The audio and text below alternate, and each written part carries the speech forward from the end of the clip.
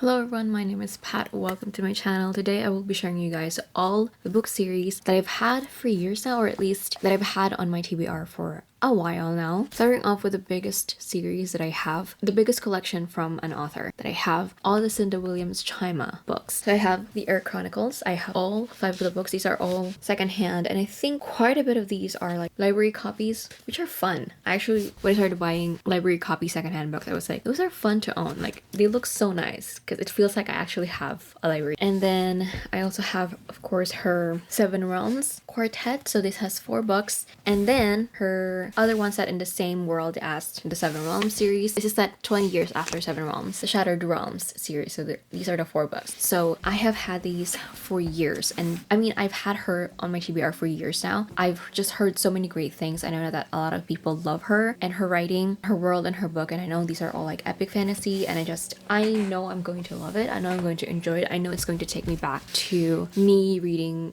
and getting into epic or high fantasy for the very first time. So I need to read these. I'm excited. I don't know when I'm gonna get to them, but I want to read them all like back to back, all Cinda Williams Chima books, because I feel like that will be like the best kind of experience, just being in her world. Even though I think pretty sure the Heir Chronicles is set in a different world, I just feel like there's there's kind of cohesion in that, like, it's her world, a certain kind of connection to it still, even though they might be from different worlds. Cinda Williams Chima is one of the biggest fantasy authors now, so I'm really excited. I need to get to these. I'm a little bit intimidated, but I feel like if I really dedicate myself, I will have like the best time reading these books. So, and then the next one is City of Miracles series by Robert Jackson Bennett, another one that I've heard so many great things about. I also want to read his Founderside series, but it's currently ongoing. So I have the complete Divine Cities trilogy, and again, I've heard so many great things about this. I've heard a lot of great things about his writing as well. Another one that I feel like if I'm going to start reading it, it's going to remind me a lot of when I first started reading fantasy. So the next one is the Frostblood Trilogy by Ellie Blake. I haven't really heard a lot of people talk about this one because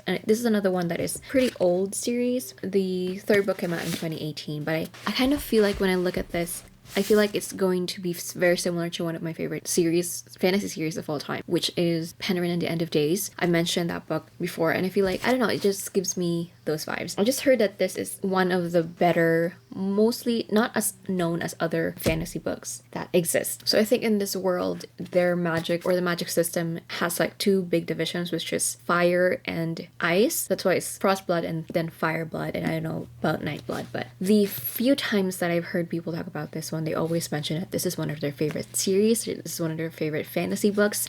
I need to get into it, you know? The next one is Furyborn Trilogy. I heard so much about this when the first book came out, Furyborn, years ago, and it kind of died down after that. I haven't really heard anybody talk about the next book in the series. Only the first book, when it first started coming out, creators were getting sponsorships from the publisher to talk about this book. And after that, I haven't really heard anybody talk about it after. So I have the entire series again.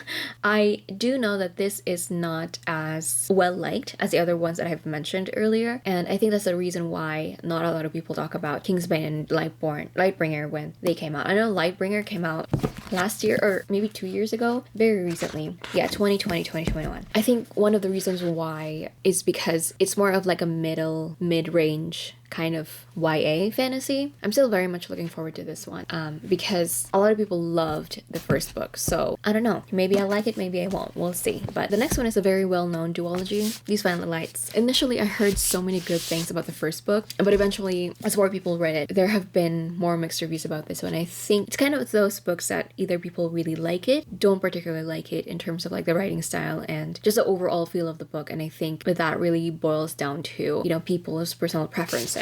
So I don't know if I will like it. Hopefully I will. I have the Owlcrate special edition, and I actually really like the naked hardcover of it. And this is also signed a YA historical fantasy retelling of, or Romeo and Juliet inspired book. A lot of people say it's not really a retelling, but more of like a Romeo and Juliet inspired. I also have Our Violent Ends. This one is the Barnes & Noble special edition.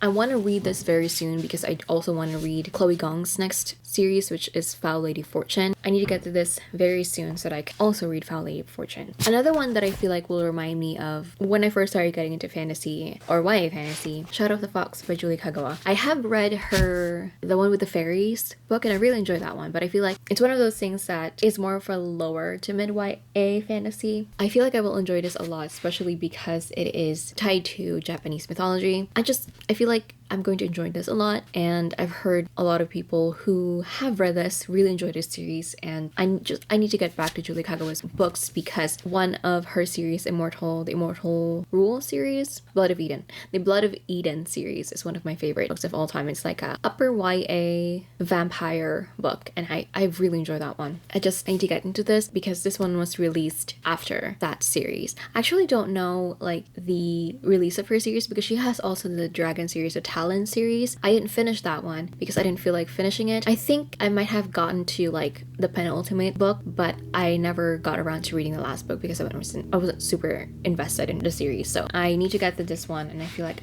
I'm going to love this. The Japanese mythology ties I feel like I'm going to appreciate so much. The next one, this one I've been wanting to read since, I think, was it last year? Yeah, earlier last year when Shadow and Bone came out, the series King of Scars and Rule of Wolves. I had read the original Grishaverse series, first trilogy, and then the Six of Crows duology years ago, and I reread it when the Shadow and Bone TV show came out. And then this was currently ongoing at the time. King of Scars was the first one that was released, and then Rule of Wolves was released months later. I think it was released late last year. Yeah, 2021. So I have been meaning to read this. I've been meaning to get into this, but I think part of the reason why I didn't read this like almost immediately after reading the first series in the Grishaverse is because one, Rule of Wolves hadn't been out yet, and another is because I've heard a lot of really, really mixed things about King of Scars and Rule of Wolves. There are a few people that really loved it. There are more people who are more, they have issues with the writing and the pacing and the overall plot of the world or the story. And then those that really didn't feel like it was ever like really necessary to write this book, or the way it was written wasn't up to par to what they expected. So, but with the second season being filmed right now, I don't know when the second season is gonna come out. I think it might be coming out next year, right? Or sometime later this year. I'm not sure. But I want to read this one before that comes out, or around the time that comes out, wherever it might come out. Although it's pretty thick, I feel like it's going to be a book that reads pretty fast, or it should read pretty fast. But you need to read this one, especially because I really love Nikolai, and I've been wanting to read his story, and I wanted to see how he's doing after the events of the Grishaverse series, first books, because I feel like he's going to be an interesting character to follow after everything that he's gone through. So I'm excited to read this one, but also, a little bit hesitant because of the feedback that I've heard so far. And the last one that I still have quite a few more, but this is the last one that I'm going to be talking about in this video. And another one that has been well loved or well liked by a lot of people, and I need to get to it really. Spin the Dawn and Unravel the Dusk by Elizabeth Lim, especially with her Six Crimson Cranes that just came out. I need to read this, especially because when it was like Mulan inspired, I was like, I need to read it. I really did, because I love Mulan, and they're pretty short. Although there are mixed reviews on this one, and overall the rating is more like a mid reception to theirs, or like it's a good story but not the best, with just the whole concept of Mulan meets Project Runway. I think it was Project Runway that was touted as a mix of. I really